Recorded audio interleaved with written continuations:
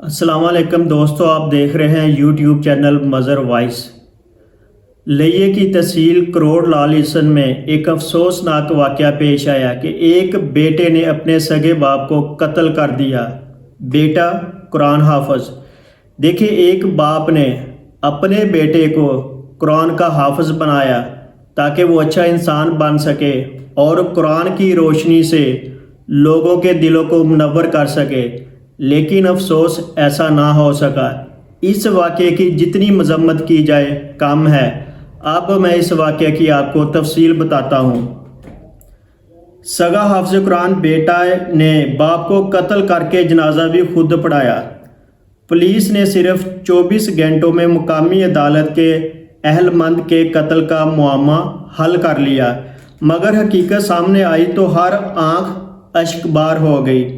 مقتول کا حافظ قرآن بیٹا، جس نے اپنے والد کی نماز جنازہ بھی خود پڑھائی اور اپنے ہی باپ کا قاتل نکلا۔ افسوس، پولیس کے مطابق معمولی تلخ کلامی پر سنگ دل بیٹے حاشر نے اپنے والد کو گولیاں مار کر قتل کر دیا اور لاش نہر کنارے پھینک آیا۔ افسوسناک بات یہ ہے کہ قتل کے بعد ملزم پورا دن پولیس کے ساتھ موجود رہا اور تفتیش میں معاون بننے کا ڈرامہ کرتا رہا، لیکن دوران تفتیش اس کے بیانات میں تضاد سامنے آیا تو سخت پوچھ گچھ پر اس نے جرم کا اعتراف کر لیا۔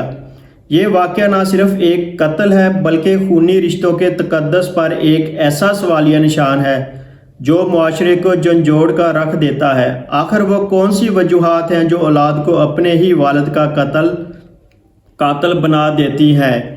میری دعا ہے کہ اللہ تعالیٰ اس مرحوم کی مغفرت فرمائے اور ان کے درجات بلند فرمائے۔ دیکھو، کتنے افسوس کی بات ہے کہ ایک باپ نے اپنے بیٹے کو جوان کیا کہ بڑھاپے میں یہ میرا سہارا بنے گا، لیکن اس کو کیا پتا تھا کہ یہی اس کا قاتل نکلے گا۔